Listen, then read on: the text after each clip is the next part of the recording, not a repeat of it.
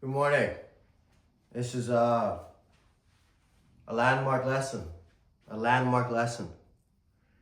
The name of this lesson is No Mercy. Your enemies wish you dead. They want you eradicated from this earth, and they do not want you to survive. Even in inaction or silence, this is the purest display of the fact that they want actually the purest form of action, which is your demise. I always say this because inaction is the most violent and aggressive form of action because it creates an allure, a veneer of indifference or care that is actually covering a malice that is so dark you wouldn't even be able to conceive. It's inconceivable, the heights that your enemies want you to be destroyed.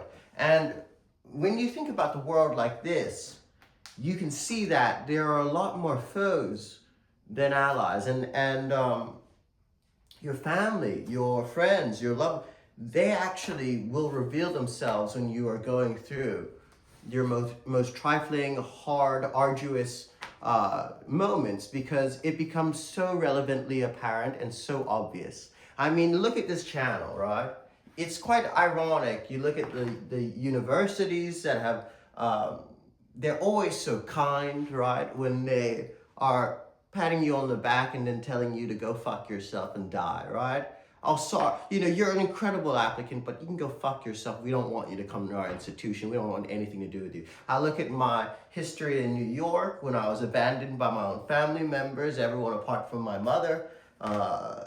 They all act like they love me, or they act like, you're our brother.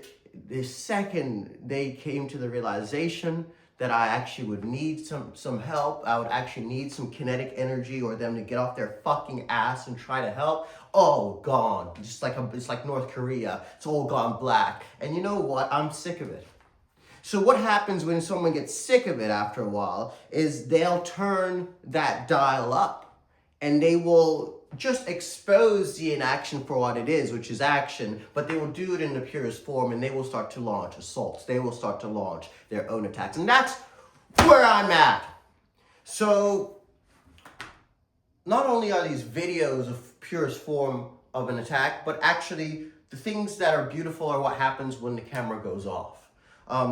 I like to think myself akin to military strategists like Sun Tzu, Napoleon, Patton. I like to invoke these thinkers, Genghis Khan. And you know what? Some of the funniest lines in my video about ranking the greatest humans of all time came from the dictators and tyrants when they're saying things like, God must be real because he made me, he made a foe like me come for his enemies, or, all this stuff. And you know what I find so funny in life is this notion of validity behind money, salary. We are so enslaved to money that it actually lobotomizes our action. It becomes an impediment to action, because when you start to make a salary, when you start to make money, you start to think, oh, well, because I'm making this salary, I'm connected to this community. And if I'm connected to this community, that means I have to acquiesce and accept every single kind of idea or maxim this community creates, because it's gonna, if I don't, it's gonna hurt my bottom line, and I'm gonna get on my knees so I can get the highest salary I want and make the most amount of money I want. I'm gonna get on my knees so I can.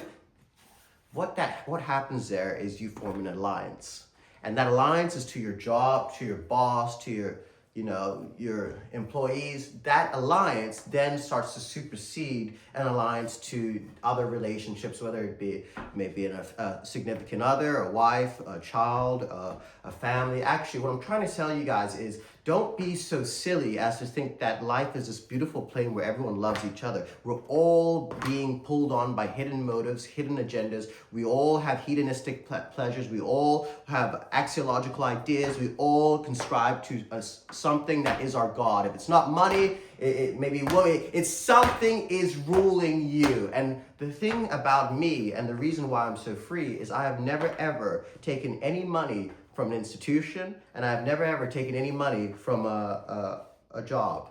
So And even any money I've taken from my family has not been contingent on me acquiescing and getting on my backside for everything they've said. So I'm a truly free spirit. And I'll have to tell you, it scares the shit out of these people. So in order to show no mercy, you must first have no mercy with yourself and those around you. So I've had no mercy with myself by accepting the reality, the fate of what is going to happen, by not getting on my knees or getting on my back ass and conscribing to a job or a person or a specific ideology because it'll gain me money, because it'll gain me revenue. This YouTube channel wasn't created for the purpose of monetization, as you can clearly see. I have a strong kind of nerve to pick with advertisements and all that bullshit. I'm here to live my truth, and I'm here because I truly believe that God has sent me to do what I need to do in this earth. Because there are evil people out there, and there are people who pretend like, you know, there is no suffering in the world. They pretend like there are just these peoples going on around. But I'll tell you the truth. If we went back 200 years and we spoke to the slave owners, we spoke to kind of these terrible people, maybe the people responsible for Nazi Germany, and they were still kind of, and we switched that with the people that inhabit the world today, they would do the exact same shit. Because they're pawns, they're fish, they're consensus. They have no back. These people have no backbone. They have gone on their knees and they have forsaken God. They have forsaken humanity for money, for pieces of paper, And you know what? Just as they show no mercy to those who are not within their circumference that help them attain said piece of paper, I shall show the exact same type of vindication, vengeance, and no mercy that they have. Because they have deitized their God as a piece of paper and money. And when you deitize something that is incapable of loving you back, you play yourself. Because you are deitizing something that is not fundamentally capable of even conceiving an idea about you. It's quite a stupid thing to do. The real money, if you were relatively intelligent, would be in creating connections with people, creating connections with great men and women that can probably bring value into your life. And you know what? The people who have the most value, the Teslas of the world, the Faradays, they often don't do it for money, and they often don't have any conception about kind of playing this stupid little game we've created. I think Mao Zedong said that the barrel of a gun is stronger than the pen or the sword, right? So the only way to counteract your enemies is through intangible military force. You want to haunt enemies without even having to show up. The best wars are those with no bloodshed. You play a mental game. You haunt them in their mind.